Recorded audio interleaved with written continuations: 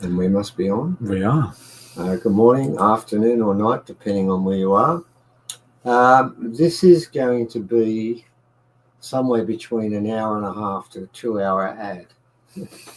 Now, basically, it's a bit shameless in one respect, but I want to talk about what we're trying to do and what some people might think this fits into.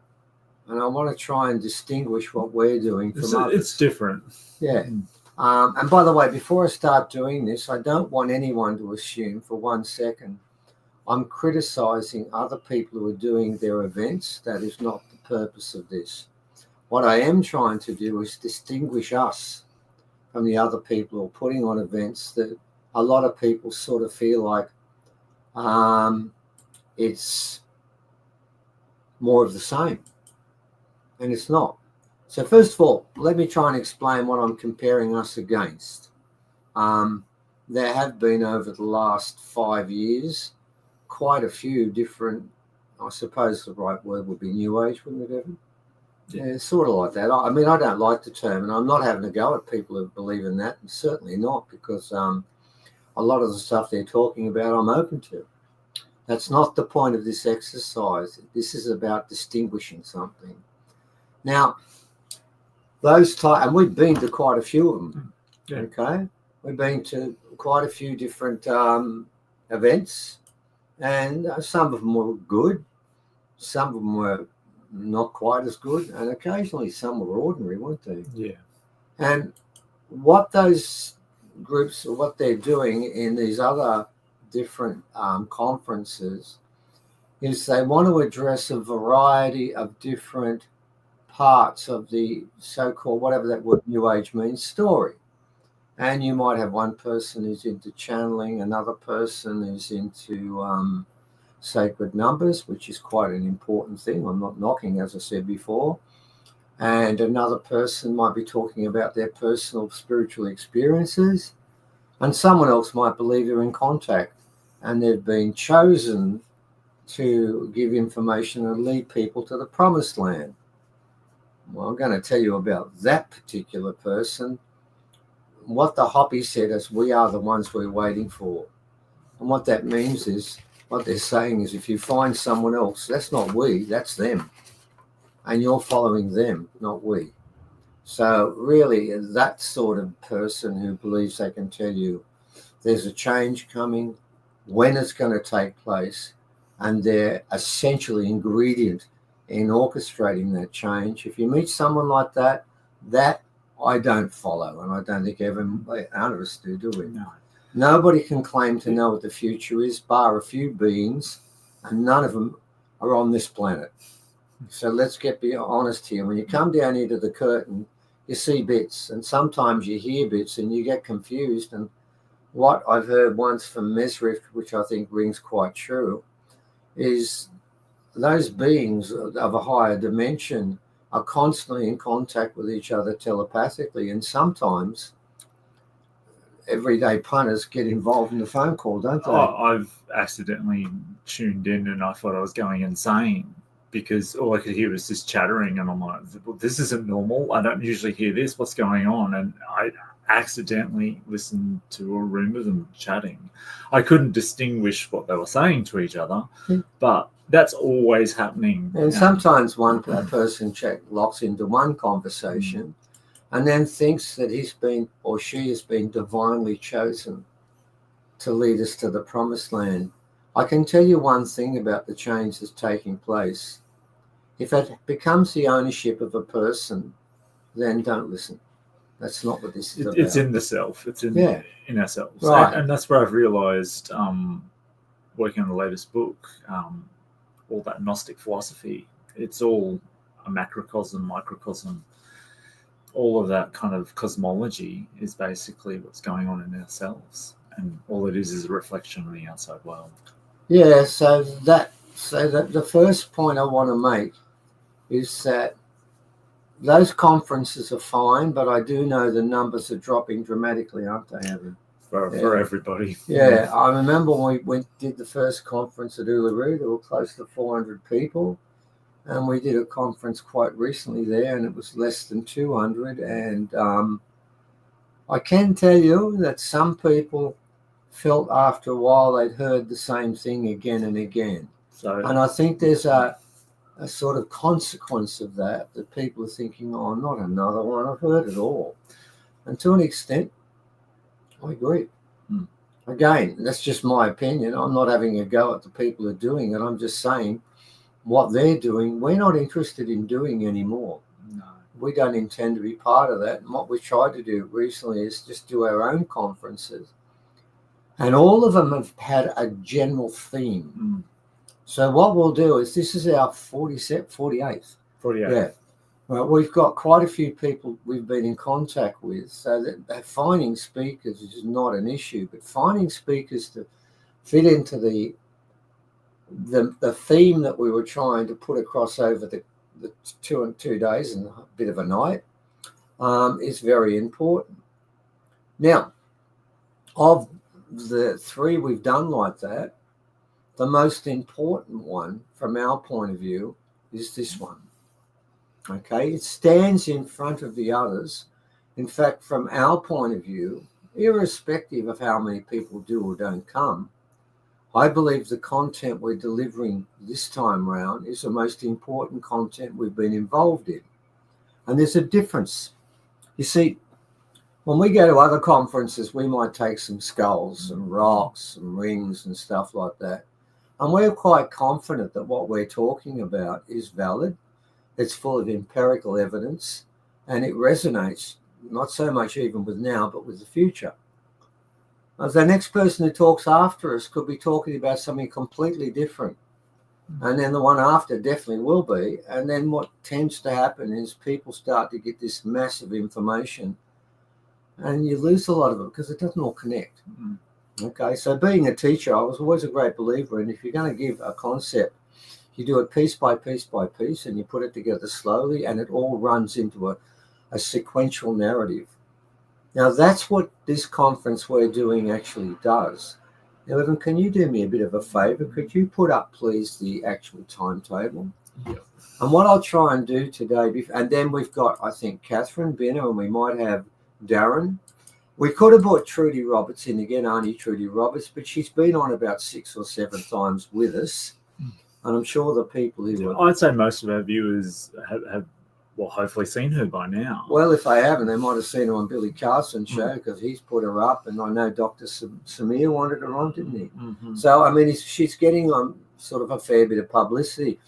But if we did that, people might think, oh, okay, I know Trudy's there, but they haven't learned anything about the other people, have they? Yeah, so we've got Binnah, Darren, and Katharine, and I can see Katharine's in the box waiting. And I know Binnah's gone to charge his phone after being down at the beach. He was covered in water when we spoke to him 10 minutes ago, but his phone was going flat.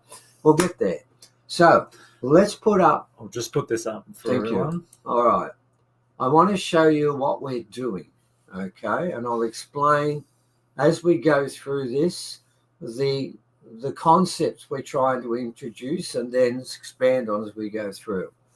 Now, on the first day, we were meet and greet, and well, there might be some Greek people there. I'm quite happy for them to come, but that's not what I meant.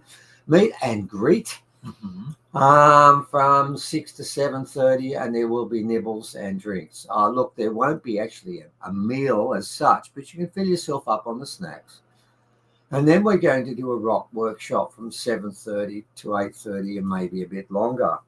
And why are we doing that first? Because we're going to be doing a sacred story. It's an original story.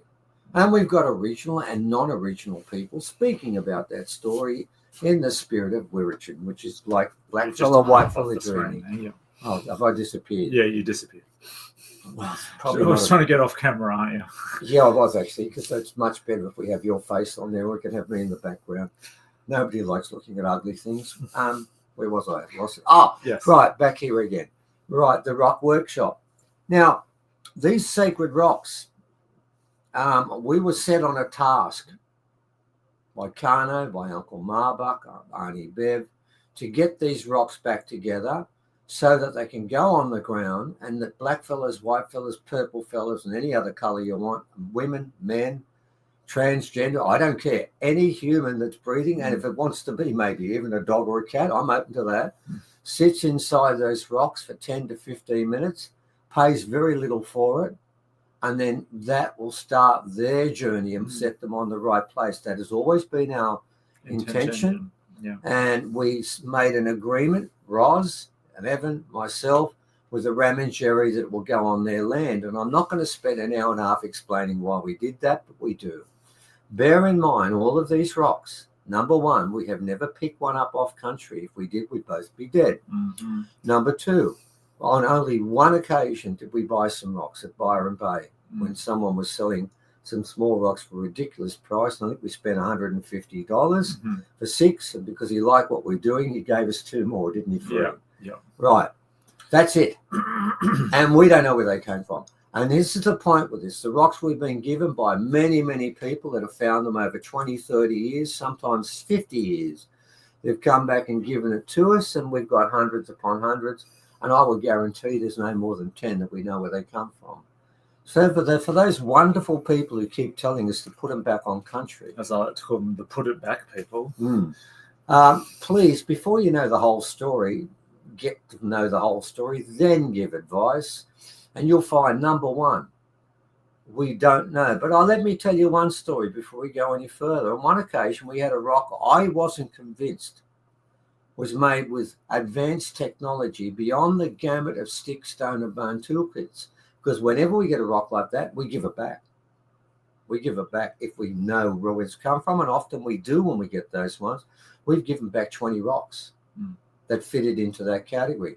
But I remember one that Trevor Wee came down to and did ceremony with the rocks, and he actually is a senior park ranger up in the Kakadu.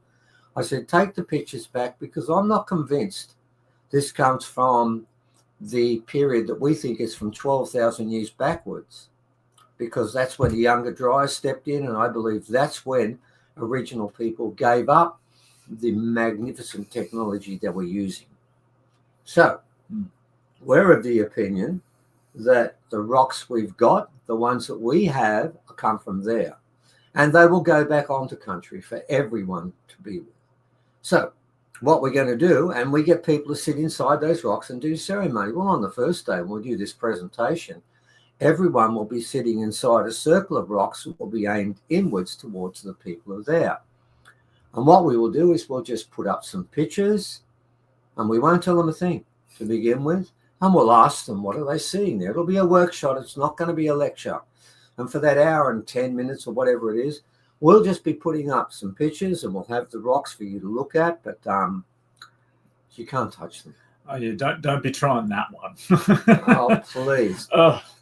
Don't try and touch them. And if it tells you to, don't listen. Don't listen, please. Have you not seen Lord of the Rings? Gandalf and Galadriel worked out they wouldn't want to touch it. Frodo and Bilbo were stuck with the damn thing. And Frodo, Bilbo, and I have been stuck with a bad thing. And I can tell you, you don't want to touch it. If you're lucky, it'll kill you. If you're unlucky, it'll do what it does to me. But seriously, you do not touch them. I don't care if you do believe that you were chosen by the aliens to lead us all to the promised land. Well, if you believe that, if you touch the rocks, you won't be leading them anywhere. You'll be dead. So don't touch the rocks. That's very important. You'll be told at the same time. And my wife will probably be there, and I'll get her to tell the story about when she did touch the rocks. She was probably 10 seconds off dying when I got to her. And that was my wife. And that rock knew it was my wife, but it made no difference. They will not tolerate people touching them that they don't accept. And it's taken me 5-6 years before they fully accepted me. My son here, 15, probably 12, 13 years, and he only got permission off them about, 3 months ago? Yeah. Before that, he'd never touched any of them bar 2 that were his.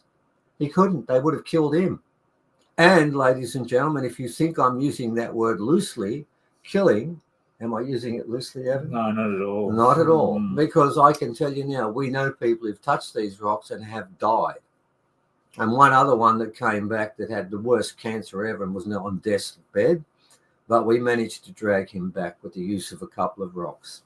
So let's talk about what happens after that. On the next day for 10 minutes, it's Saturday, we start with an introduction, and then we will give you undeniable proof of the reality of the Uluru ceremony success. That's the first part of our hour and about 20 minutes, because we've got to, basically what we've got to do is, before you're given the prophecies, and that's what this is about to an extent, you have to be convinced that the two major agents in this prophecy exist. The first agent is the ceremony at Uluru, and the second agent are the seven sisters from the Pleiades. If you believe in those two things, because we believe it's the Pleiadians who placed the crystals inside the rock that the elders called the magic box that turned on Uluru. We believe they did that. So therefore, we have to provide proof for you of both those things before Katharine speaks and anyone that follows. What I want to do after 1 hour and 20 minutes, when we finish talking, is I want everyone that's involved in this and those involved who are listening to this, and Evan will talk later about how you can become part of this if you're living somewhere else. What I want to do is make sure that you're fully aware and convinced these things happen. Okay? I will give you a couple of things we will be showing you. We have to give evidence. Now, when we're talking about the Uluru event, we will show you film. Now, the ceremony started at 7:32, and at 7:37, we were involved in this ceremony with about 350 people, and we set it up on a football field, wasn't it, Evan? Mm-hmm. At the Uluru, and we faced everyone. We faced the rock. Well, I should add something to that, shouldn't I, Evan? We faced the toilet block that was in front of the rock. Yes, we all faced the toilet block and the change room, and Uluru was behind it.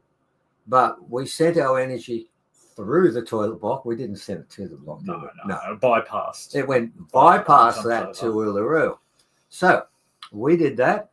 But some other people went up to a viewing platform and they filmed the rock. And what they were mainly filming, and a lot of people were filming the amazing sky after the sun had set, the colors that wrapped around the sky, and this massive blue patch when the horizon was just a washed out grayish blue. Up higher, where there shouldn't be, there was this massive iridescent blue patch. Well, everyone was looking at that, and so were these people. And they didn't realize till the day after what happened, did they, Evan? Yep. And they contacted us. You're not going to believe what we've filmed, and we'll show it to you. It only goes for half a second at 7:37. But what it is a huge, massive flash of white light that covers the whole horizon. And the color, the depth of that white is the same through the whole of the horizon. But it's not on the rock. It came out of the rock. And we believe that flash of light went around the whole planet. Now, we'll be showing you that. We'll be showing you pictures of a UFO moving at about 20 km an hour. Yeah. Just hovering in the sky. In the sky. Yeah. And making its way towards the blue patch. We'll show you pictures of, I think it's the 59th and 60th second, when the UFO is not visible to any naked eye, but it was, wasn't it, Evan? Mm-hmm. What had happened on the 59th and 60th second, when the actual UFO was just basically disappearing into that blue patch, on the 4th or 5th frame on the 50th, 59th and the 60th second, the 4 before on each of those seconds there's nothing, but on the 5th we see that UFO just for a flash of a second. And of course, when it's running quickly, our eyes don't see it. It's just such a quick flash onto. Now, my argument with that is, and we'll say it again on the day, we are back engineering some of the UFO technology, but we cannot back engineer something to the stage where it can disappear for 1/5 of a second, then reappear for 1/5 of a second twice while it's disappearing. It's like it's flashing back twice before it goes. That is something we can't do. And we have literally we could do 1 hour just on evidence that came in over the next couple of weeks after that ceremony took place. And what we did, we cued what we look for from the Hopi. The Hopi told us to look to the arcade in the sky, and there will be the signs, and that's what we did. And we got about 50. We won't be showing them all. We could nearly get through them in that hour, 1 hour and 20 minutes, but we've got to split it in half. Because after that, now that we've made a claim that there were UFOs involved in this, and that they were involved in the actual placement of the crystal inside Uluru, I've got to prove they exist, and we will. We have bones of UFO beings, and we'll show them to you because we have them, and the Australian government knows we have them, and they write to me constantly for a long period of time, didn't they, Evan? Friendly letters. Friendly letters, yeah. Letters telling me how they're going to put me in jail and how they're going to fine me $250,000 to $750,000 to begin with, and in the end they just put it all together and said, we're going to fine you $1 million. And to begin with, it was 6 months to 3 years, wasn't it? Yeah. And in the end, it was just 3 years. Right. So why did we get all those? Because of this. Because of this. Because of these skulls. Not so much the ceremony at Uluru, because they're hoping people are just going to say, oh, another one of these people who reckon the Earth's going to change, and it never does. That'll be fine. We'll be okay with that. So that's what we're going to do. And then what happens? Then after that, Katharine comes on. Now, why is Katharine coming on then? Because she's going to look at it from numerology and astrology and look at the fact that this is a significant time. She'll be giving evidence along the same line. And what we're trying to do is we're setting this up.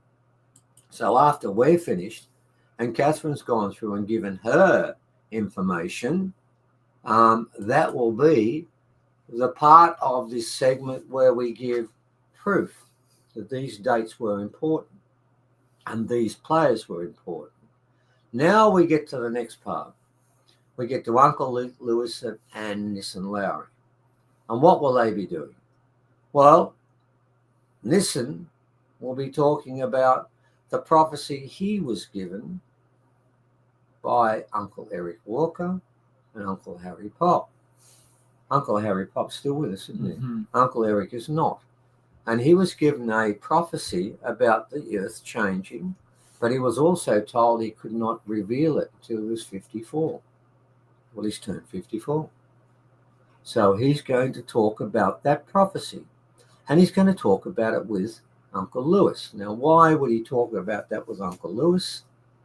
Because in the Hopi prophecies, the phrase that is used more than any other, and we refer to two, the fast-flowing river and the Blue Kachina, the phrase that keeps repeating itself all the way through is the word old teachings. And what the Hopi say is when the change comes, if you're not committed to, conversant with, and empathetic towards older teachings, you won't be here. You do not qualify. You don't earn the ticket to stay. You've got to understand this prophecy is about a time when the Earth is falling apart. Think about that for a sec, ladies and gentlemen. Look out the front window and ask yourself, is this planet falling apart? And if you say, no, it's fine. What? They're living under a special rock. Yeah, a big fat rock, and they'll never get out. It'll weigh 7 Rock of tons. blindness, I don't know. The rock of utter blindness and blind faith, which was a wonderful group in the late 60s, early 70s, and that's the only time it's ever been worthwhile. Were they prog rock as well? Oh, yeah. Oh, definitely, mate. It has to be prog rock for me to like them. Not as much as Yes and others, but, still they did some good stuff. But blind faith we do not do. So what happens is that they will be dealing with old teachings and the prophecy, and they will do it together. And they wanted to do it together. And then we have a break. And you'll notice our breaks, and we have a couple of them, we make them long. Because it's a bit like I'm a school teacher. And after 2 periods, which is what we do, 2 periods, we let everyone out. And let them run around for 10, 15, 20 minutes, half an hour or an hour. And so they could just freshen up and start again. If you ram too much inside your head, It doesn't work. So after lunch, which goes for 1 hour and 10 minutes, and we've had a morning tea break as well, which is 20 minutes. So that's 1.5 hours of breaks, and we need to do that because we're giving you a lot of stuff. We then do men's business. We've got Jambi, he'll be talking about old way men's business, and then Darren McElroy will be talking about my elder and his elder, and who we believe is probably the most amazing elder that was walking on this planet until he passed on, and that's Kano Walker. And my argument is, in the future, we'll still need leaders, but we've got the wrong ones. And if we're going to have a future, we've got to have a set of standards that we mark out that say this person deserves to lead us. And he would be leading us in a cooperative fashion, not in a dictatorial fashion. I remember I heard quite recently where Donald Trump said, you know how he hates dictators? Mm-hmm. He then said that in America, people want a dictator. And he said, I'd be the right person for that. I'm a very smart person and I know everything. So I'm not so sure we want a dictatorial leadership. No, there's something a bit more collaborative. There's something more collaborative. And Kano is the perfect example of that sort of person. Okay? And then what happens is after we've done that, around 4:15, we finish up. And then we go to Sunday. All right? Is that Sunday? Yep. It looks like Saturday. Oh, it is Sunday. Yeah, so the Y has been removed with the spacing for some reason. It confused me. I didn't know what that was. Okay, and now what we do first up, we have our MC, Binnah Pownall. And he's going to be talking about this because remember, there's not this change is not just for black fellas. That's for all fellas under the spirit of Wiradjuri. And if we didn't have someone that was non-original, we've got Katharine and we've also got Binnah. The Binnahs walked a path with the original people. In fact, I've never met a white fella that is more empathetic, more respected, and more locked in to blackfella way. Well, he needs to have a talk. And he's got a little booklet, hasn't he, Evan? Mm-hmm. How to make contact with original people. And that's why we brought him on then. Then after that, we've done blackfella men's business, whitefella men's business. Then we have to do, and I've said this many times, the most important of the three businesses, women's business. Now, some people might say, why do I say that that's more important than the men's business? Well, because according to original people, women's magic is stronger than men's magic. And remember one thing, women alone can make babies, men cannot. And even in the life of Brian, what he was asking for, was it Roberta? What was it? I think it was Roberta. Roberta, that's right. She wanted to be and as John Cleese said. The Romans were oppressing. Yeah, he didn't want to be oppressed. And as John Cleese said, well, you're going to grow the fetus in a box. Well, men can't do that, but women can. And that's why we had them coming third. Okay, we're going to start with Arnie Trudy. He's going to talk about the Pleiades, the ongoing coming change and ascension and women's business. Now, someone asked me once, well, what exactly will she talk about? My answer was, I have no idea. It'll be whatever she gets up and says. A lot of our original speakers, I know that one stage, one of our organisers was asking, could they write down exactly what they're going to say? I just said, no. That's not how it works. It doesn't work that way. They'll say what they're going to say when they get there, but if you ask them before, they may not know. It doesn't matter. Okay, so forget that. All right. Now, what Arnie Trudy's going to do is talk about women's business, as I said, the Pleiades and the change, and then we need another 20-minute break. And then what we've got next up is we've got Leah. Now, we gave you a role model before the day before, which is Kano. Mm-hmm. But Kano's gone. He's passed over. He's on the other side, and we know that because we've certainly had contact with him over there. Yeah. And as Arnie Bev said, I'll be doing more on the other side than this side, and she's there too, don't worry. Now, Leah's going to talk about Mesref. Now, some people might find that a bit of a stretch because later on, we're finished here. I'm not sure if we do anything with Mesref or not. We'll find out with Leah, won't we? Yeah. We had a bit of a problem yesterday. Normally, I give her the questions, and she does them the day before, but a few things turned up and we couldn't get around to them. We'll see how that goes. Mesref is an off-world being. He's from a race of beings called the Nevosaurus, and they don't exist. They're extinct. But he is still there. He exists in spirit form. He can present himself in a physical form, which Evan has seen and Leah has seen, and I will never see.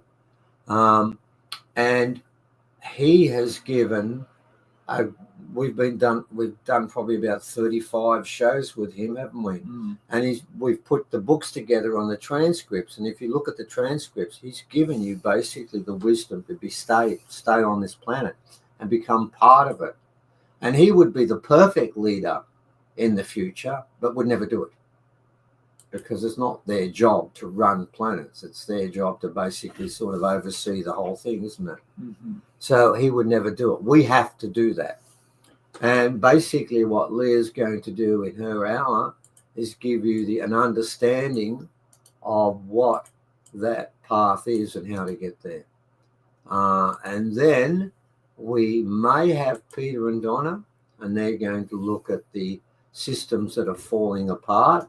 They were going to look at both the political system and the economic system that doesn't serve anyone but an elite few. And they were going to make it clear that this thing is falling apart. Now, we're not so sure they're going to come. And if they don't, we've got a possible backup plan, but I can't really share that with you at the moment. We might be able to get someone that's doing a show elsewhere later on to come and do a little promo there and do it. Well, we'll see. There's a few possibilities there. We've got a couple of question marks near the finish. But if it turns out that Peter and Donna can't get up here because there is a problem at the moment, we'll cover that. And we'll probably look at doing something that'll cause a lot of fuss around there, Evan. Why don't we do the Standing Stone side at Mullumbimby? Yeah, that'll cause some grief, I can tell you. But don't worry, we'll back it up. Okay, and then we've got our lunch coming up after that, which goes for 1 hour, 10 minutes. Then we've got Katharine coming back. And she broke up her story into half. She's going the first half on the first day and the second half on the second day, where she'll finish off what she started before. And I figured it was best that she finished it on the Women's Day. Okay, when we've got the women's story. And you'll notice we have 3 women there. And we had 2 for the men, didn't we? And 1 for the white fella, which goes, again, to show you where I see the priorities here. Okay, we have to get that right. And then after that, we've got possibly Dudley Leggett. We're still not sure about that one. If not, we will have covered that before what we were doing. Okay, so we'll cover that ourselves and the one before, and we'll sort of probably push lunch back a bit more. And then after that, we've got a round table discussion. Now, well, that is basically the program. All right, and what we're saying is, and even if you could put up the pricing thing next, okay, because I know some people have said they've tried to purchase tickets, online tickets, but can't find how to do it. Evan is going to... There it is. Evan, could you explain what you've done there? Yeah. So if you're going to come in person, you've got a few different options. You've got general admission, concession. Don't worry, we've got covered, and then we've got a day price as well, where you can come on 1 day or 2 days. But yeah, for the online people, you'll see there's an online ticket for Saturday and an online ticket for Sunday. So yeah, you just click on those ones, and then you'll get given a private link to get in to watch on the day. Now that's the second best way of doing it. The best way to do it would actually be there, and of course, for those people who are coming on the online thing, we will include at some stage the thing we did on the Friday night onto that first one. We'll sort of lock it in there some, but it won't be able to go on straight away, will it? Yeah, we'll work on that one, so you get to see a bit of Friday night as well. Yeah, but again, I mean, that's great, but it would be better if you were sitting between the rocks, because we happen to know for an absolute fact when people spend time inside the rocks, And we did this with about 300 people, and 298 got major reactions.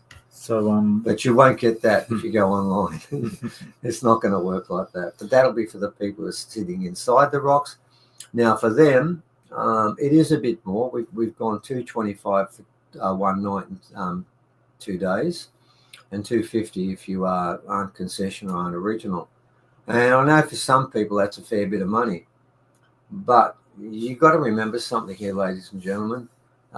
Full-page ads in Nexus and New Dawn, booking this out for 3 days and guaranteeing that every person that comes and talks, bar us, will be paid a very good amount of money is obligatory.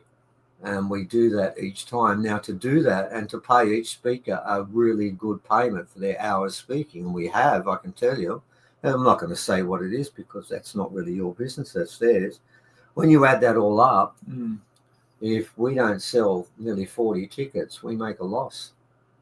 So this is not being done to make a huge profit. In fact, all we're trying to do is break even on the whole event. What it is being done for is because this is not a conference about 3 or 4 people. It's a conference about one thing, about one story, and everyone's going to tell it from a different point of view. And that makes it different to the other ones. Now, if we can cut it down to $50 each day, if you want to watch it online, that's very cheap. And if you're overseas, with the Australian dollar. With the Australian dollar the way it is, it's not very cheap. It's ridiculously cheap. I mean, it works out to be in pounds, about £20. And in dollars, it's under 30 in America. And whatever else the currency is anywhere else, I'm sure you come out of it better. There's only one currency where you've got to pay a bit more. I think it might be a couple of dollars, and that's New Zealand. Yes. You poor buggers from New Zealand. You've got to pay a little bit more. Instead of 50, it could be about 53 or 54. We do apologise for that, but our currency is strong against yours and no one else. So that's what we've got. Now, what we're going to try and do is, I know that Binnah has gone home, and he was on the beach before, wasn't he, Evan? Yep. But we've definitely got Katharine here, so Yeah. we'll bring her up, and then we'll try to get Binnah in as well. Yeah, see if he There we go. There we go. Katharine. Okay, Katharine's been patiently waiting on the side while we bored her to death with our conversation. She's probably heard it before anyway, and I do apologise for Katharine. But, you know, we have to let people know what we're trying to do. But I would love it if you could just give us, don't do the 2 full half-hour sessions now. That would be bad. We've got to try and get some money back to pay for you people. So don't give too much away. But just give them a general feel for what you're going to talk about, if you don't mind, please, Kath. Sure. So... and thank you so much. Thanks for everything that you shared. I feel it's really important to kind of share with everyone the flow of the event and the content, because I think it's amazing. And, I've been following you guys for a long time now. And, it's a real honor to be kind of part of this. And I just, first want to say thank you so much for inviting me to be part of this. And, I've been walking with original indigenous people and elders for quite some time. So even though on the surface I wave the flag for numbers and astrology and things like that, and there are going to be some of my followers and students kind of watching this and hopefully coming to the conference as well. People that know me and have been following me for probably well over a decade will know that my walk here on Earth is very closely connected to original indigenous people, culture, and law. So I just want to kind of mention that off the bat to anyone who's watching, who thinks that I'll just be talking about numbers and astrology, which I will be, but I'll be mixing and melding and threading that into some other stories connected to my walk, I guess, in the last decade. So on the first day, that first half an hour is going to be very much focused on the time period from 2020 to now, like 2025. And so it's going to be a little bit of a retrospective, I guess, to bring people up to speed, especially numerologically, with where we are right now. And anyone that does know and follow numbers, they'll know that this year, 2025, is a 9 universal year. And I'll be speaking about the themes of the 9. And, you know, in the second talk that I'll be giving on the Sunday, I'll be talking about, you know, kind of how 2025 and this 9 universal year, the ending of a numerological 9-year cycle, is actually going to be paving the way for 2026, which will be a 1 universal year. And I'll be talking about the key themes of the 9 and the 1. The 9 being associated with endings, closure, completion, but also the past and also the ancestors. So the 9 for me is a very, very important number that takes us and invites us back into the past and connects us with the ancestors and our ancestors and the dead, or those that have passed and that are on the other side. And then it will be paving the way for next year, 2026, which is a 1 universal year. Many people know and understand that the 1 represents the new beginnings, birth, starting new and fresh things, which is the opposite to the 9. The 9 is about death and endings and closure and completion in the past. But what some people don't know about the 1 that I acknowledge as part of cosmic numerology is that the 1 is connected to sovereignty and self-responsibility. And, you know, some connect it with leadership, but I also connect it with way showing and guiding from a sovereign perspective. And so, and it all is also connected to origins. And so, and it's interesting, Steve, because I've seen your numbers, I've looked at your numbers, Evan allowed me to. You have 2 1s in your blueprint, which did not surprise me at all, given, you know, the name Forgotten Origins, right? You're a 1 life path and a 1 heart's desire and soul's urge. So I would have been surprised if there weren't any 1s in your blueprint and in your numbers. But next year, 2026, is going to be a very, very, very, very important year for sovereignty and connecting in with our origins, especially the first 6 months of 2026, because the 9 energies of 2025 are going to be overlapping with the 1 energies of 2026. And when the 9 and the 1 come together, which is what I'm going to be talking about a lot in my talks, that's where we have the ability for the 9 to take us into the past and the 1 to take us way back to our origins. So from a numerological perspective, this conference is very timely. The 9 is connected to the old ways. The 1 is connected to kind of like the here and the now and the fresh new timelines that are getting birthed. But the 1 is about going back into the past to retrieve things that we might have lost or that we might have forgotten, to retrieve and receive rewards and gifts that our ancestors have for us, or that the ancestors have for us.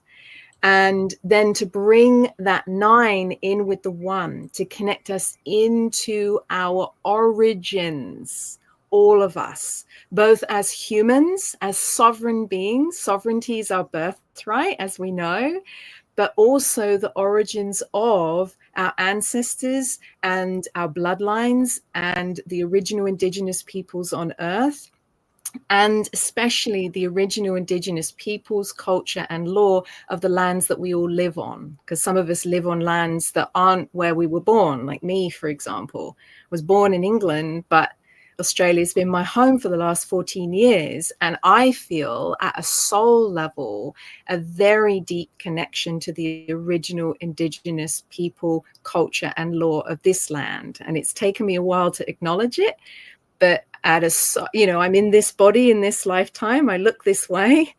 But it's juxtaposed with how I feel at a soul level. And I feel a lot of us that are in bodies that look like this, that are journeying with our brothers and sisters that hold original Indigenous bloodlines of the countries that we live in. We're here to enjoy Wirrajin. We're here to be part of that Wirrajin dreaming together. And this is why I'm so excited to be part of this conference, because for me, this is Wirrajin in action. This is Wirrajin dreaming happening right now. And there's Binnah. Binnah's just popped up. Yes, so yeah, that's just a bit of a heads up about some of the things I'll be speaking about on the Saturday and the Sunday. I'll also be speaking a little bit on the Saturday about my experience at Uluru, which was earlier in 2020. And I was there with hundreds and thousands of people for the Saturn-Pluto conjunction that happened on the 12th and the 13th of January 2020, which was also highly prophesized. I read about it in a book by Robert Kuhn called Earth Chakras, and also his book, The Rainbow Serpent and the Holy Grail. And so that was how I and many other people knew to be there for that. I was invited to sing a very important song that I received called Kinnie by a senior Star Law elder. I'm not sure whether I'm allowed to or mention her name because she's passed in the last couple of years, but she was a very, very important senior Star Law elder, and she invited me there to sing Kinnie. And there were many of us on the ground that came together with her, and there were hundreds and hundreds of people all around the world that took part in a global synchronized sing of Kinnie at the exact time of the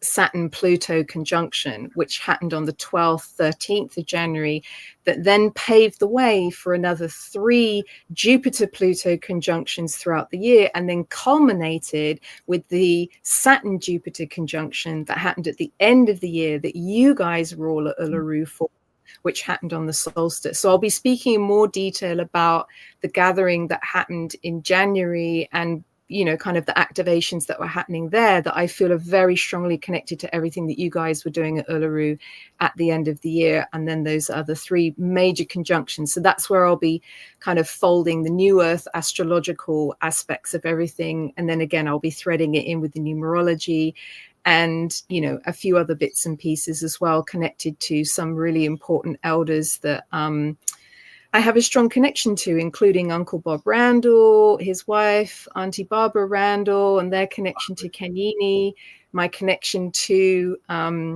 this beautiful senior Star Law elder and grandmother from Uluru in the Central Desert.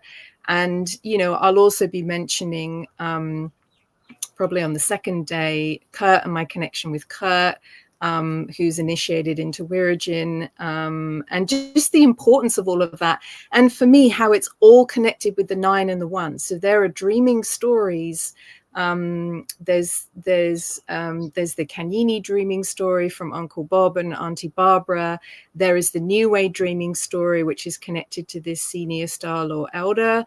I still don't know whether I can mention her name, so I won't for now. I don't know maybe Binnah can educate me on what the protocol is for how long you have to wait once an elder's passed before you can mention their name again.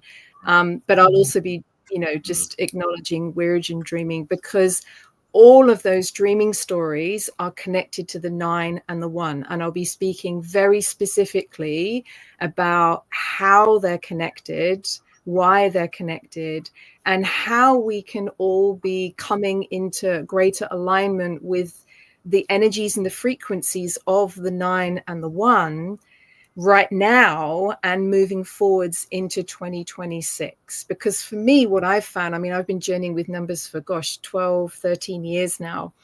I feel like when we're in alignment with the themes of the numbers that are playing out, there's the potential for life to be perhaps easier and for us to receive more help and support in our service and in our journey, especially if the numbers that are present are in our blueprint. So this is a big year for anyone with 9s in their blueprint, but next year is going to be a really big year for anyone with 1s in their blueprint. So that includes you, Stephen. I have a 1 in my blueprint as well. I'm a 1, heart's desire and soul's urge. I think Leah has a 1 as well from memory. But it's going to be a really big year for anyone that cares about sovereignty and origins and our origins. And this is a very advanced aspect of the 1 frequency, because most numerologists don't talk about this. This is a more advanced aspect of the 1 and conscious awareness of what the 1 represents.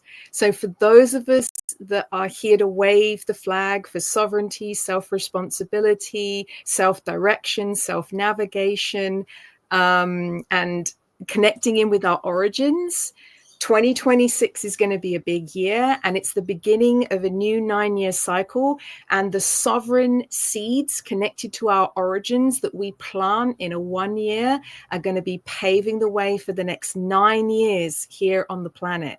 So those of us that are planting these conscious sovereign seeds connected to our origins at the moment and moving through into 2026, I feel we're going to be receiving divine support. We're going to be receiving extra support that maybe we wouldn't have in the past, but numerologically we're going to be supported. And also, even when we're holding and hosting this conference, the 1 energies of October, which will be a 1 universal month, will already be starting to overlap with the 9 energies of September.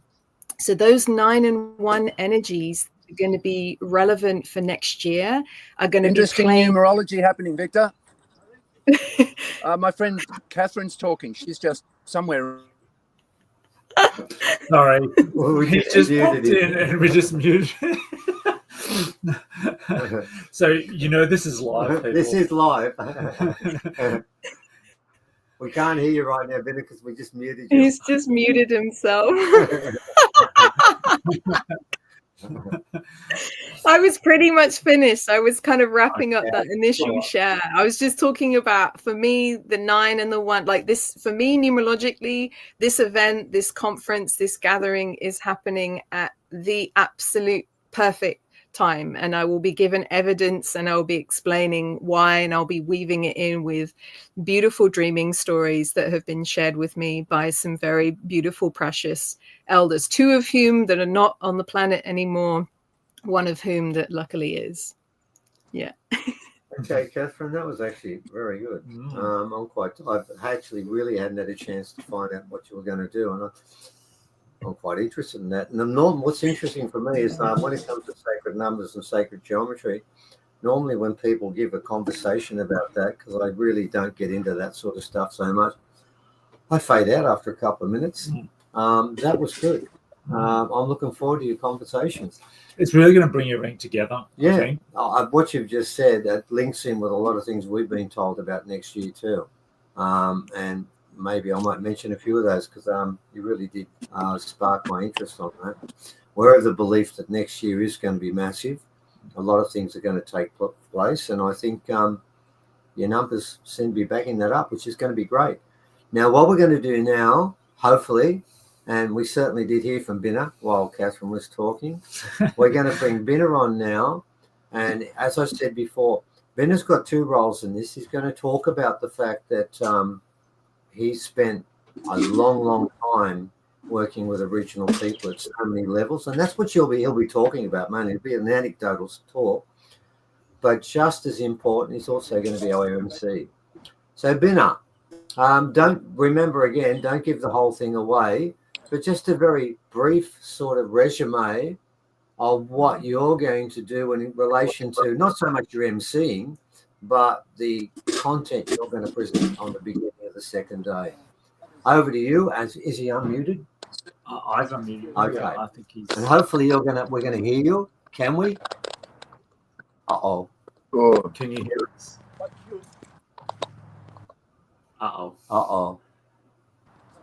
Right. Yeah, it's cutting out a little bit. I can't quite hear what you're saying. Sorry. I think I've got pretty good signal here, But anyway, can you hear me? I'll just start. Yes, we can raving. hear you. If you could just give a brief, if you can hear this, just a brief rundown of what you're going to talk about for your session, okay? Yeah. Hi, everybody. It's great you've tuned in today, and we're just giving you a taste of what's going to happen on the weekend of the 19-20-20. I'm talking as a person who chose to focus on the origine issue in Australia about more than 30 years ago. As I'll give a bit of background on who I am on the day, I've come from a social work background and decided to focus on what I thought was the biggest problem in Australia, and that is we haven't assimilated or conciliated with the origine people of this country yet. And to me, there's just a wellspring of knowledge there that non-original Australia hasn't even tapped yet. And my talk is about what to anticipate when you spend personal time with an original person, which I believe hasn't happened to many non-original Australians, white Australians, yet, for various reasons, for the false narrative that we've been taught in our education systems about the Aborigines in Australia. And I want to talk about how to open that up, and I want to talk about how to start the conversation. And it's got to be a long conversation.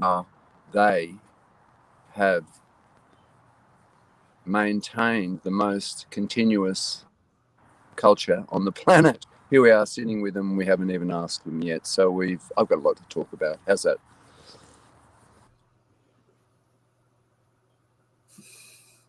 Oh, right. Well, we got bits of Binnah. And You there? right. Huh? Sorry, sound here is not good. Dropping out, mate, a lot. But we definitely got a bit of I think we got a little bit. That was good. Well, I think we stuck it in, but we're losing you a lot, mate. Yeah. Any better signal? Oh, hang on. I can get onto the dish. Hold on. I'll tune into the dish if I can. Yes. Oh, okay. Wait there. I'll come back. There's a satellite. We're not going anywhere. As people can see, we do this live. And I think Kazakhstan has better bandwidth than most of Australia. Oh, great. Oh, you got to Oh, hello. All right. Binnah might be back. I'll just mute in case weird noise. Oh. Yeah, I might just mute while we're waiting. Yeah. Okay. We'll try and get Binnah back to talk more than what he has done. As the MC, he will be doing more than that. Yeah. Oh, hold on. Yep. What's it doing here? I might just go and grab Leah. Yeah. Okay. Evan, talk to everyone while yeah, so the wonders. Oh, here we go. The wonders of doing things live. Unfortunately, yeah, Northern Rivers is pretty patchy when it comes to reception. But look, it's going to be an amazing day. And Leah's coming now. Yo should be here in about 20 seconds, 30 seconds, and then you'll have to vacate your seat. Yes. Yeah, well, look, I remember once we did a cross to an elders about 200 k's out from Alice Springs. Remember that one, Evan? Mm-hmm. Oh man, that was hard. But look, yeah, Binnah will give you story after story of his life over the last 30 years. And as I said, primarily, one of the things we're trying to do here is to give role models for this change. And obviously, Kano's one, and to an extent, so's Binnah, because he's doing this white fella thing, and a lot of original people are not a lot of non-original people are very empathetic and open towards talking to original people, but they feel quite scared to do so because they don't know the protocol and procedures. Binnah does, and that's why he's there. And as you can also see, the reason we chose Katharine, I wanted to make a point.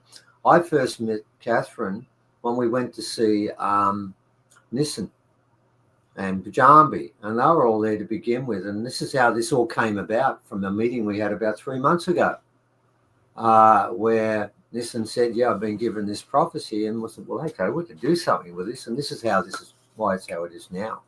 So what we're now going to do, I think that when Binnah said he was going to go towards the dish, I don't know what happened there, Evan. It didn't come out well, did it? No. So what I might, if you could, if he pops back on, could you bring him back on? So what I'll just do is close it. All right. Yeah. And then we'll see if he comes back on underneath. Yeah. And we can add him to stage. Yeah. So what we're going to do is I'm going to talk to Leah today, and the way we've done this for anyone, nearly everyone here would know this, and the ones who are going to watch later. I will ask a series of 14 questions, and Leah finally did get a chance to get. Oh yes. Okay. Yeah. Okay. Right. She's now okay. Well, she's done this morning, obviously. Yeah. And the reason why we can't do this live as we go is because the way Leah gets this conversation, which is more, she doesn't channel it. It's like a telephone, but the telephone is not actually just like English coming across. It's a combination of different things that she ties together and has done so over a period of time. Yeah. So what we're going to do now is we're going to go through and give you a bit of an idea of who this Mesref is. And I always try and ask one set of questions with Mesref. And because this time round, I normally lock it into whatever we're doing. As I said, we've always tried to keep this as a narrative. But this time around, we're doing one thing, which is a presentation on this change that's taking place. And I thought to myself, okay, what can we look at this time that relates to that? And I thought the one that comes to mind straight away, and I was going to do this before, was the soul. Our soul, because this is what's supposed to drive us towards the change. And if you can't hear your soul now, and you can't hear it during the change, I'm not so sure you'll be here. You've got to get back to actually finding out the purpose, why you're here, what your purpose is, and the part of your being that continues forever. And it's not your foot, it's not your body, it's your soul. And I've asked a series of questions, and we'll go through them now. Some I've sort of asked before, but I've added things to it. And some I've never asked before, and four my wife asked. So here we go. This is one I think everyone here would know. And I thought I'd start with this. As we die, it is claimed our weight is reduced by 140 odd grams. It might be 120, I'm not sure, but I know it is something. Is that the moment the soul departs the body? Consciousness does have mass. Oh, I wasn't sure it did.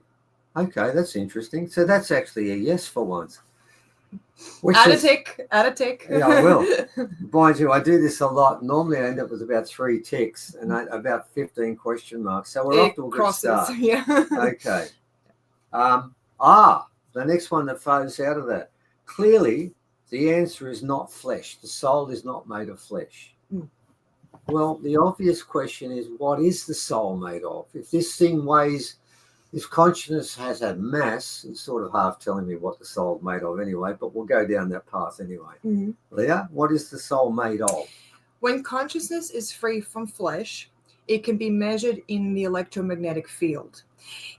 A piece of the soul is electric when still attempting to manifest in the plane you are familiar with. But the soul is not entirely made of electricity. So what he's saying is that we can measure it through the electromagnetic spectrum, but it is not solely made of that. That's part of its makeup. Yeah. Well, yeah, part of its makeup, but that's how it can be. So when it's trying to reintegrate with the plane that we are familiar with, or the realm, whatever you want to call it, it can be measured through that spectrum, and we do have devices that can actually do it. Yeah. And so that's when it's kind of like you can detect it touching, if you will. You know, you can detect the touch, not necessarily the hand that's doing the touching. Does that make sense? It does make sense. Yeah. In other words, there are other aspects of it, but we don't have the machinery or the sophistication to measure that, but we can with the electronic part. Okay. Yes. Yeah. All right. It's at the start. Our science is still in its infancy, really, when it comes to measuring this. Okay. The next one I know the answer to, because I've sort of asked it before, so I feel very confident with this. I'm going to make the point, when I ask these questions, I always, and all people do it, we're humans, when we ask a question, we always try and answer it. I mean, when you ask something, you have an expectation when you ask it what the answer is, and I try to do that, and obviously I try not to with Mesref, but the next one I can do. Okay. Our bodies have use-by dates, which can vary from 1 day to 120 years, each earthly incarnation. But how old is our soul? How old is creation? I knew it was going to do that. Okay, I'm going to put a tick there. In other words, what he's saying very simply is, because some people seem to think that creation is the Big Bang. Oh God. Well, no, God is. Well, you know what I mean. Yeah. But okay, yeah, and it's not to be condescending or dismissive, but you're talking about, like, when we start talking about the soul, and we've had many discussions in the past, I think, I'm not sure if all of them were streamed, but we've had discussions in the past, like, what is actually the nature of the soul? And that's still a question that is slowly and still being unraveled as we continue with the thought. But it seems like the soul is not simply just a unit of consciousness. It can be, well, for the sake of for the sake of our brains, or we have to categorize things and have to put a number to things. It's not exactly a unit of, as we understand it to be. It is a piece of creation. It's like a part of it. It's the essence of it. We're going to come to that with Jung's collective unconsciousness. Yeah, we'll get to that. And there's a very interesting answer, so we'll go with that one. I can see Binnah's back at the moment. What we'll try and do is go through this if we can. We'll do one more and see if we can get him back on. Okay, yeah, just let me know. Okay, so hang around, Binnah. We'll just do the next one here, and then we'll come back to you, and then we'll go back to it, okay? All right, because this follows on from that last question. I didn't want to break it up. Sure. Okay, number 4, then we'll go back to Binnah, and we'll go back to 5 later. Okay. I asked earlier about the soul's passage after death, extinction. I've asked about that before. Yep. And I made the assumption here I knew the answer. And this was one that actually threw me a lot. I said there were 3 options available. The ones that people like Philip Adams believe, which is once you die here, that's it, it's over. One mortal life, then one, just extinction. Okay, once you're finished here, you're gone. The second one is one mortal life, then a residence in heaven or hell. That's the second one, or reincarnation. Now, I said to him, which one is right? And he threw me. He said, basically, all 3. Now, what I didn't ask, because I was so stunned by the fact he said all 3. How can they all? Because they're all contradictory in some fashion. Yeah. So my question there was, okay, your answer involved all 3, which caught me unawares. Could you elaborate, please, and explain to me how can it be that your soul can become extinct, stay in heaven and all, hell, whatever you want to call it, forever, or reincarnate? I thought it had to be one of them. But all 3. Could you explain that? It can be all 3, right. Or one of the 3. It's what the soul knows it needs when it departs the body. When the soul is free from its old form, it's also free from ego, its old perception of what it thought, how the universe works, and makes the pure choice of where it needs to go. Right. Now, okay, we're going to stop for now. Leah, can you add Binnah to the stage? And we'll try and see if we can. Binnah, can you hear us? I can, but it's still cutting out a bit. And I'm on the dish, so I don't understand at all. Well, while we can hear you, if you want, add whatever you need to add to what you were saying before we lose you. Okay, mate? Well, yeah, thank you. I'm not sure what you heard before, but We heard But, most of what you said. Right. Okay.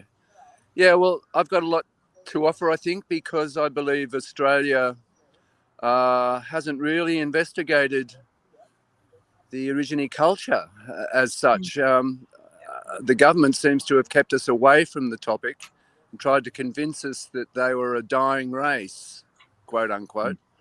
And we know a lot different. And we know by now, with songs produced in the 70s and 80s, we have survived the white man's world, that they are not going to be wiped out. And in fact, they're stronger than ever in many ways. So I want to explore that with non-Aborigine people and see what happens when we start talking about working together and learning from the oldest culture on the planet, which we haven't even officiated and started to do yet.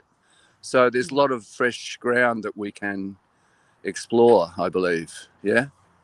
Definitely, mate. Yeah. All right, that's good. I did want you to get that in. Sorry, mate, keep quick. Yeah, before we still got you. Oh, no, I was just going to say, well, folks out there, that's what Steve and Evan have been working on for decades now, about this hidden story of the Aborigines and their incredible depth of intelligence in relation to their connection with nature. You know, there's a lot to explore there. Hey, Steve and Evan, for sure. Oh, yeah. Yeah, definitely, mate. Yeah. And I'll make So the this point could be that the start of you've something been big. living. Yeah. Second. Yeah. I just made the point that during Yes, that yes. journey over the last 15, 20 years, you've been along for a lot of it too, mate, which we appreciate. Yeah. All Well, right. it's been great working with you and Evan, really, yeah.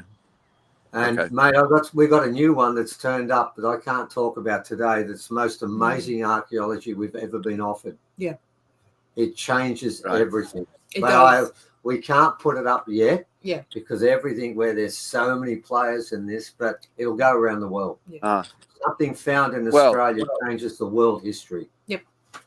And yeah, it changes our perception of Australian history too. Right, man. Yeah. Well, all I can say is it sounds like it's coming in perfect timing, you know, Yes. like It does. just what we Katharine need was now saying. for the big breakthrough. Yeah. It does. And I'm hoping by the time, I don't think we can really put it up at the conference yet. I'll wait and see. We'll see how it goes. Look, it's still a week. We'll figure it out. Steve, that's too tantalising now you've told us. Yeah, it is. Look, I've got to ring them. They're in another state, and I'm going to have to fly up there. We're taking a film crew up to film it. It's going to very go involved, everywhere. yeah. People from other countries are aware of it. Yeah.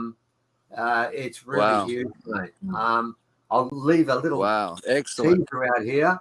One of the group we're working with is a group that were involved in Gavin Menzies' work on 1421. They're fully aware of it, and they think this is amazing. They want to be part of it. So I'm going to try and see if we can start putting it up, but we'll wait and see. Yeah. All right. And also just to share, just quickly, Thank you. on the back of Look forward to seeing you all next weekend. Just on the back of what Binnah was saying, I don't know if you can hear me, Binnah, but numerologically, the 9 connects us to nature. The 9 reminds us of our connection to nature, all creatures great and small, and we know how important the totemic connections are with Aboriginal Indigenous people. And it also connects us with our wider human family, you know, no matter what we look like, what color skin, which is again very aligned with origin dreaming. And again, the 1 connects us with our origins. So the timing of this 9 universal year flowing into and overlapping with the 1 universal year is all about connecting us back into our origins, the 1, with nature, the 9, and especially all creatures great and small. And, you know, the totemic meanings of and connection that so many original Indigenous, in fact, I would say all original Indigenous cultures, especially in Australia, have with animals and nature. Worked good enough. Yeah. Oh, that Binnah's face is gone, but all right. Okay, we got that from Binnah, and he's dropped out again, so we managed to get that in 3 bits. We'll go back to what we were doing before. That was good. Thank you, Binnah. He's just reappeared again. Yeah. Got it. Yeah. Okay, we'll go back this and then finish this up, and then we'll do a couple of ads at the finish here. All right. I've got one question coming up, number 7, that relates to some information that Mesrith gave us recently. A lot of the stuff we get, we can't put up. And I can't put up what he gave me this, but I can put this up. Okay, number 5 here. Right. This is one I've heard often. In fact, I'm sure we've all heard it. Often I hear people claiming that some people have a newly created young soul when they see someone that just like, I remember my wife watches the show Friends. Oh, yeah, yeah. And That Phoebe scene, keeps talking yeah, about Joey being a young soul, Okay, right? yeah. It's a common story. Okay. Clearly that is incorrect. Okay, and I know it is. Could you supply a more accurate description of these beings we look upon and think, oh, their soul's just been created because they're so naive? That is incorrect. Could Mesrith try and explain what that young soul really is? The soul is eternal, but it does have cycles that have beginnings and endings. Oh, yeah, in their journey. Yeah. Yeah, but all souls were not, it's not as if some souls were made. Yeah, there's no timestamp to any of it. It sounds like a factory, doesn't it? Yeah, we're not talking about a manufacturer here that's just pumping this stuff out. It's above all that. It's something. I mean, if you really start thinking about it, it forces you to question what is going on and what all of this means. And anyway, but that's we're just answering the smaller things first, I guess. Okay, so souls were created before the Big Bang too. The Big Bang is a cycle within this story. Oh, it's a part. It's a small part. We were there before that. Now, most scientists will tell you, oh no, there was no life until the Big Bang. Then I would ask them one question. Well, what do you quantify as life, first of all? And secondly, how do you take nothing and turn it into something? That's called magic. So your story, the scientist's story about how life came about is at one moment there was a massive void of nothing. In the next moment, everything. And it happened within a millisecond. And before nothing, and here's the point, what is the agent that took nothing and turned it into something? Yeah, what was the catalyst? It doesn't work. I'm sorry. When you say that, what the scientists are saying is creation is magical because they don't understand it. Okay, let's do the next one. Now, let's talk about these souls we talk about that you and I have. Yep. But I want to go further. I do know the answer to this one, but I wanted to put it in because it runs in the story. What other life forms on this planet have souls? And does this extend past just animals? From fire to water, a gust of wind to a rock, everything has a soul. It's part of you as you are part of creation. Yeah, well, I thought we knew that one. Okay. Now, I'm going to put up something that I saw yesterday. There's a thing called exopolitics that most of the people that listen to this now and later have probably heard about. And in it, Alfred Lwembe put up a post a couple of days ago where he wanted to be accorded the right to be the Earth's representative on the Galactic Council, which I found quite interesting. He actually claims he wants to be the pure, no ego, just right. Donald Trump, look out, someone's trying to take your role and step up further past it. Now, what I'm interested in, but this is the part I found interesting. All credit, I did like this section. He proposed that cetaceans, and for those who aren't sure what I mean, whales and dolphins, be accorded equal footing to that of humans. Okay. Guys, sorry, I'm just going to interject. You might want to mute Binnah because I think there's some feedback coming through his audio and it's just affecting the audio. Right. It wasn't you, it's just stuff around you. Yeah. He said he wanted them to be given equal footing to humans. Now, we have spoken to him about this before, and we might get a bit more of that. What is your response to this belief that cetaceans deserve equal status with humans? They are far more receptive to what is happening on Earth and in the stars than you are. They hear our song. Ah, yes. Mesrith often speaks of the fact that the Earth has a song, and he always says this, it's a pity so few can hear it. Mm-hmm. Well, that doesn't refer to the whales and the cetaceans and the dolphins. Yeah, he was referring specifically to us. Us. Yeah. We can't hear the song, but they can, which means by rights they should get higher footing than us because we are missing out on this story. I don't think it's because we got to stop thinking about it as like a pyramid. It's not a pyramid or even a ladder. It's more of just like who has, I guess, more seats in that circle, really, because it's the thing is, like, there's no above or below. Like Mesrith has made it. He's very sternly made it clear that there is no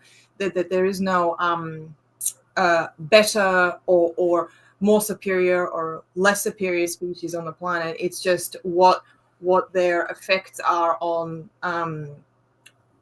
the ecosphere, on the biosphere, as well as just not even beyond that, like the geometric and electromagnetic level of effect that they have. So he's very insistent that if you want, when a species particularly reaches a certain point in its development, that they are then obligated to do to actually do something, to actually kind of begin helping moderate that balance, if you will.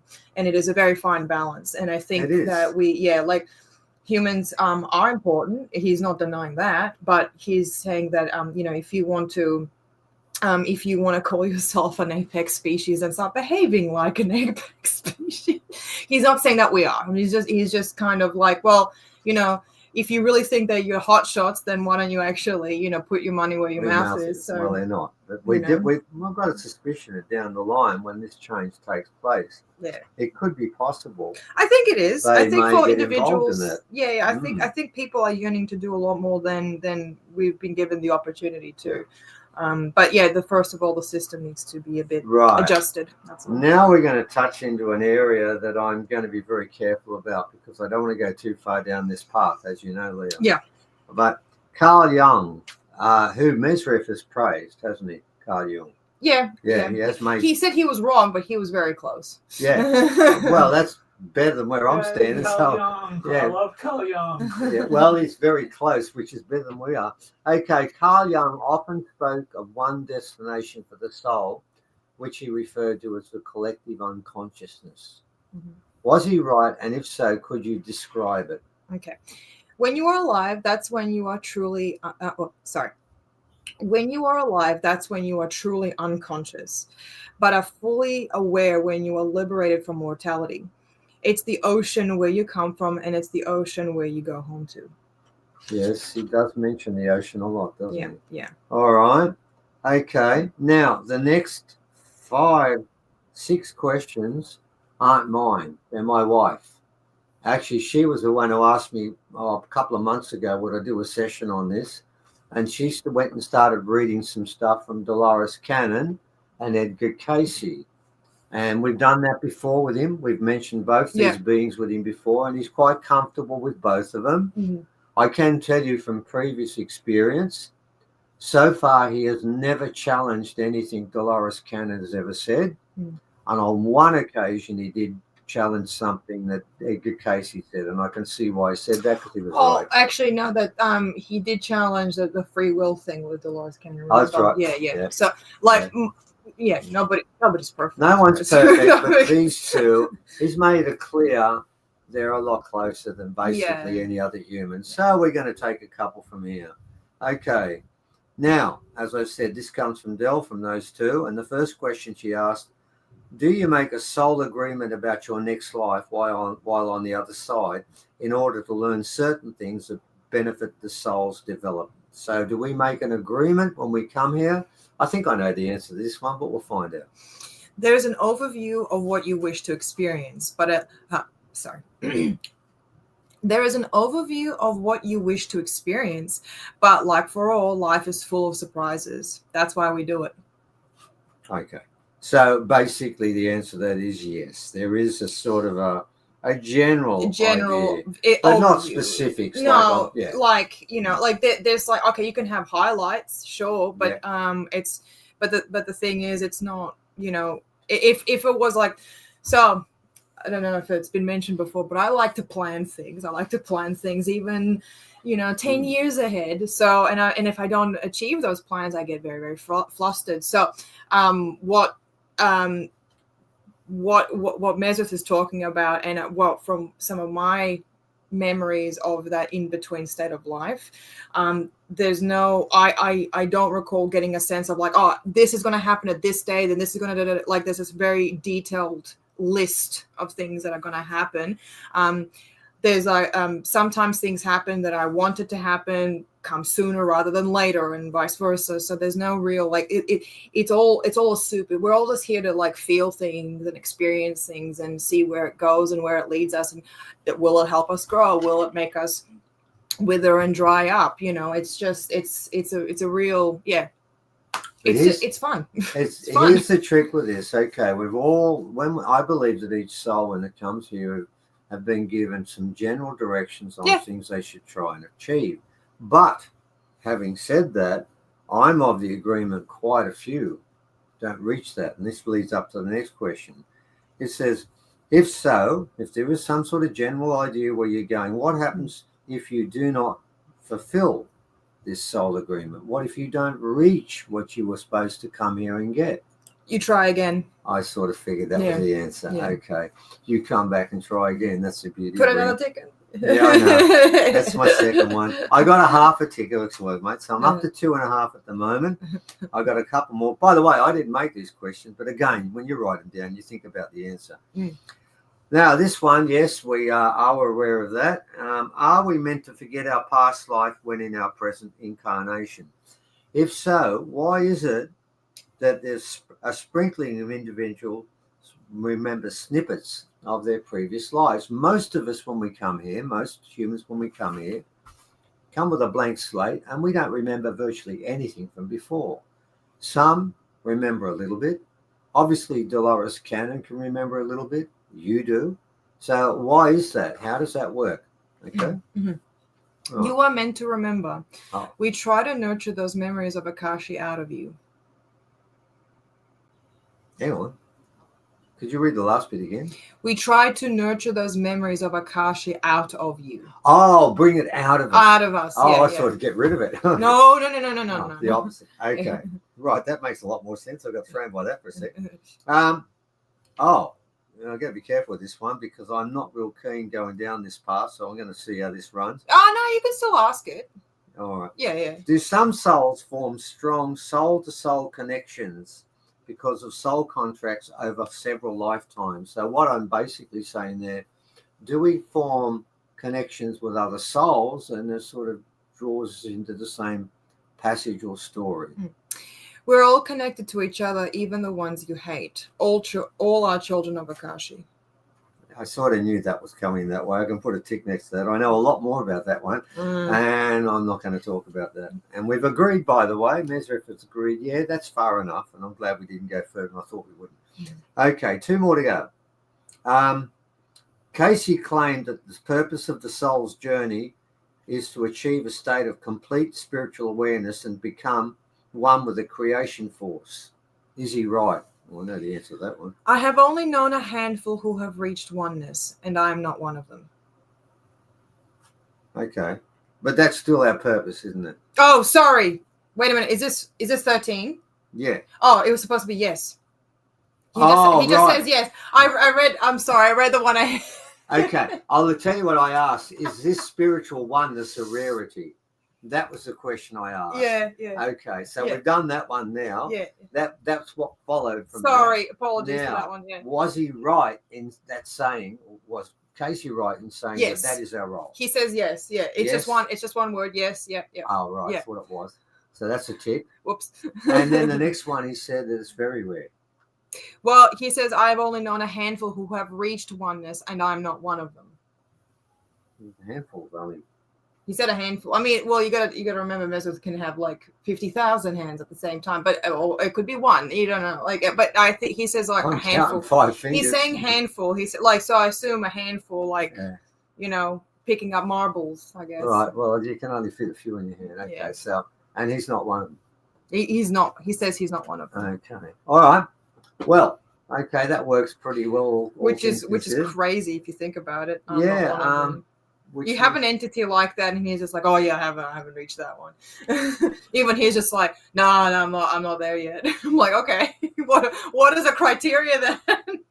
God, it means I've got another 5,000 incarnations. I think we're both stuffed then, Steve. We're absolute gutter trash for that. Well, that's a good way to finish this. So Leah's decided that humans basically are gutter trash. I didn't say humans. I said that we are. We're both about. We are the gutter.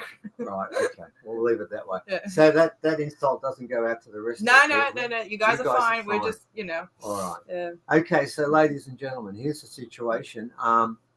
Evan, are you going to come back? Yep. Okay, because Evan's going to do some ads in a set. I'll just do a final talk about what we're doing. It's interesting because today we brought on two people, and we sort of deliberately did this, that weren't original. I remember when we spoke about this on a radio show, they asked us, is this just for black fellas? And I want to close with this. What if all this talk about the prophecy is wrong and it's not going to happen? Some people think, well, where's the point going to this? Well, I would argue that there's still a point, and it's this. I want to explain what I did. I rang some mainstream radio stations about covering this. One I knew wouldn't, because they don't cover anything original. They haven't for a long time since they got involved in a legal issue. And the other one I held out no hope for. And it was really a mainstream radio show. But I didn't mention the prophecy. I deliberately let it go because I knew that if I used the word prophecy on a mainstream anything, they'd just say, right then, well, thanks very much for that. We'll bugger off. And I said something different. I said this. I said, look, the oldest culture on this planet, and I don't care what number they give to it, and I know mainstream give a number of 60, 50,000. I believe it's 50 times more. And definitely going into 6 figures, and I believe 7 figures. So I don't think that's right. But that doesn't matter because we all will say, oh, it's the oldest culture on the planet. Well, what I would say is this, and this is what I said on the radio show. I said, well, let's look at our culture today. How's it faring as a global culture? Are we cooperating with each other? Are we fearful? Do we dread getting up in the morning and listening to the news to find out what chaos has taken place today? Does it get better or worse? And I think we all know the answers to these questions. The answer is it's not getting better. It's progressively getting worse and worse and worse. Are the leaders of today the sort of people you'd ask home to have dinner with? I'd hope you know the answer to that. I certainly wouldn't ask for any of them to come. My point is this. Maybe you could put them all together in a dinner party.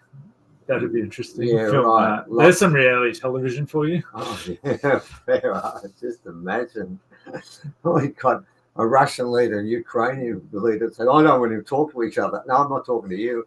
They behave like children, but no, I've got to be honest, they don't behave like children. The children I've taught behave better than that.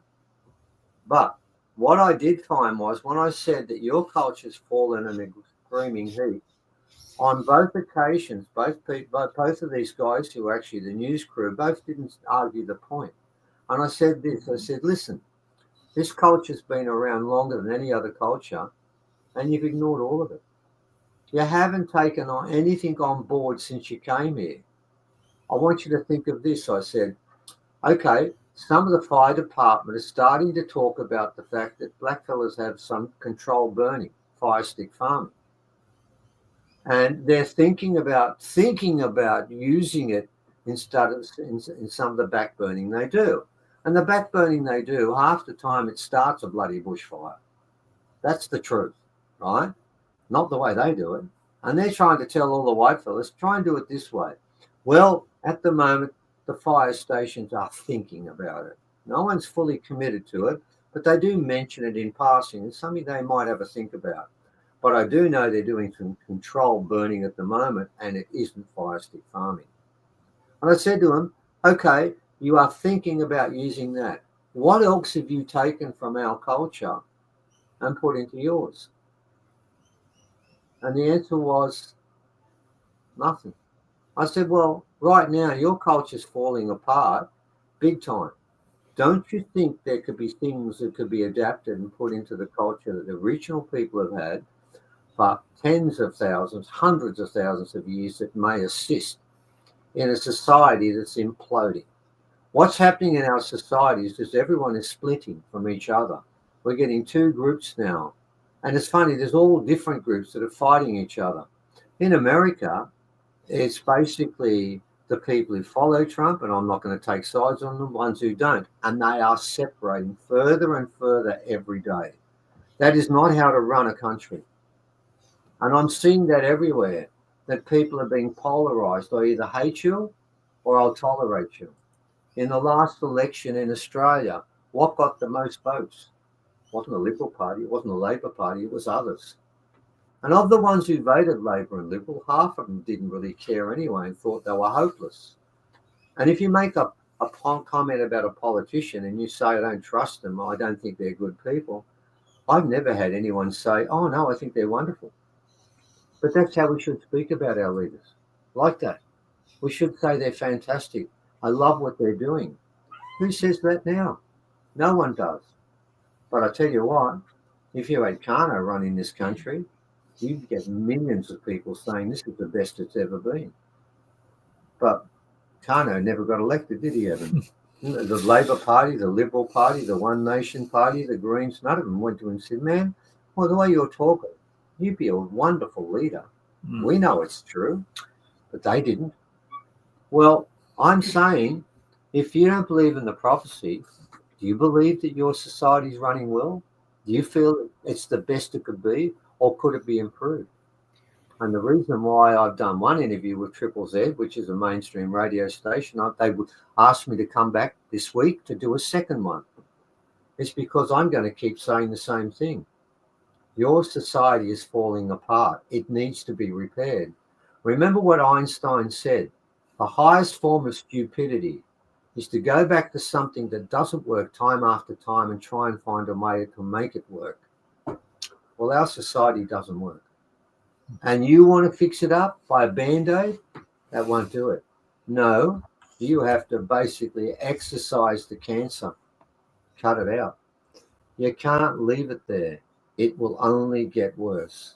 And what we're seeing today is as countries lurch towards civil war, towards wars towards each other that never get resolved, where some countries just basically wipe out children and women like they're fodder.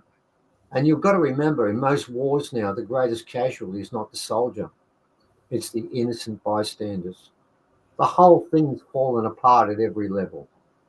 My argument is, if you think it's fantastic, fine, don't come. You're happy with what you've got. But if you don't think it's fantastic and you want to see something better, then you should come. Have a look at it. If you can't come, $50 a day, which turns out to be a lot less than that if you're overseas, as most of you will be, is nothing. And if you like the first day, then get the second one. If you think the first day is rubbish, well, don't get the second one. You only got to pay $50 to find out. And what do you get? You get the wisdom of elders and white fellas who've been down their original past and know them too. You've got a story coming from both sides, from the women, from the men, from white fellas, telling us the same story about what is great about that culture and what we need. And that's what this is about. This is what it's about. There's a change that's coming, and it's coming because our society is falling apart. You can't argue with that. Whether the change comes or not, it can't stay like this. Einstein was right. You cannot fix this festering sore we've got. There's nothing you can do with it. You have to get rid of it. And you have to make sure that the people who lead you are not the politicians we get today, because their loyalty is to two things: to the party they serve and to make sure they stay in power. That is what drives a politician, nothing else. I remember watching a show from Peter Garrett, Midnight Oil, and he spoke about the fact he was going to now join politics. And he was very open about the fact that he will have to give up on some of his beliefs and some of the things he believes and vote against it, because that's what politics is about. And what happened in the end with Peter Garrett? he left it. Why? Because he knew he tried to work within the system and sort of work around the system and bring it to something better, and he realized it's just broken. That's why he walked away. Ladies and gentlemen, it is broken. Why don't you walk towards something better? And that's what we're trying to put on. Now, Evan's going to do a series of ads, and we always like to finish with that. After all, we've gone about 2 hours. We've got a couple of ads up. Off you go, Evan. Yeah, so just for the online people, make sure you go down on the page. You'll see those links there. Next month, we've got your friend Diego on. Mm-hmm. He's going to talk about a conference he's doing over in Europe. Yeah. Yes. Yeah. So, yeah, and we might do a bit of an update of what we're working on as well. We've got a few things. Yeah, there's a few things. Yeah, it's a very interesting time for us because we seem to be at a crossroads with all these different offers and of working in different areas too. So, and it'll come to a point, I think, that if we get more and more of these offers to work on different sites, as well as analyzing, even different different artifacts or these sites, it'll come to a point where we'll start to ask people for help as well, and we can do that through our online course that we're going to be putting together in a month. Nice segue there.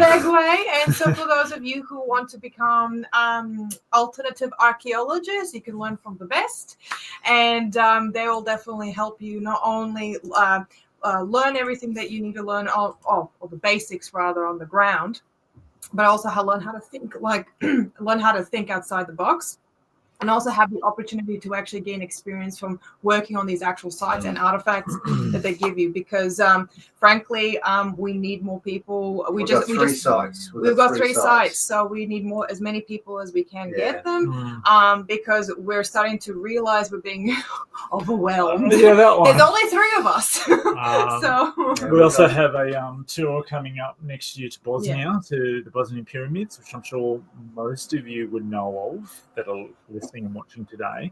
So yeah, we'll be coming from Australia with a group, and you'll get to hang out with us for a couple of weeks. We'll do workshops with them. And think how amazing it's going to be to hang out with us for 4 whole weeks, every day for 4 weeks. It's going to be awesome. Yes, and we have a bit of that going on. Billy Carson's coming down next year. We're going to do a talk with him, and he's going to do some work on country. Yeah, he's also coming to the Bosnian pyramid with all these wonderful people. Michael Cremo, we've got a whole bunch of PhDs there. So that's going to be a pretty amazing solstice to be a part of. So yeah, definitely recommend that. And then, of course, the Mesrith book. Yeah. That's the book that he was mentioning earlier. Where is it? No, there's a picture up anyway. I want to show people how big it is, though. Look, this is how big it is. It has a lot of not as many pictures. Oh, there's just forgive the the sticky notes, but yeah, there's some pictures, but it's mostly text. And it's just the transcripts of what we've done thus far with the Mesrith Q&A. So, and it's actually structured. And if you actually look at the book, just pull up a page. Hang on. Yeah. So if you look at the page, the way it's been structured is Steve's questions are on the left-hand side, and Mesrith's answers are on the right. So then it kind of gives you an idea of what he says. And if you actually look at the text, some of his answers long enough, you'll actually start to see an interesting pattern take place. He actually is not answering, but he's telling a bigger story with every separate answer. So not just relevant to the question that Steve asked, but also telling a bigger story with the answers. So it's beyond my capabilities, I'll tell you that. Certainly beyond mine. All right, then we finish up, Evan. Yeah, we thank you for coming. Up. Thanks, guys. And we'll hopefully see some of you at the conference, and maybe a lot of you will be online to actually become part of it. And remember, the money that you put in, 50% of that money, if you buy an online ticket, 50% of that money will go to the speakers. I want you to understand that. So if you're putting in $50 to watch a particular thing, then half of whatever the profit is goes to the speakers. And that means, and a lot of those speakers, and I did quite a few of the speakers, not just original speakers, but non-original speakers, are not well off. And this money helps. So you're doing a double thing in buying this. Number one, you're going to improve your soul, and number two, you're going to improve the financial situation for the speakers who are speaking and sharing this information with you. It's a win-win situation. We welcome you. Recommend you come and join us. All right then, I'll finish up now and we'll see you in another month. Bye, everyone. Bye. Bye.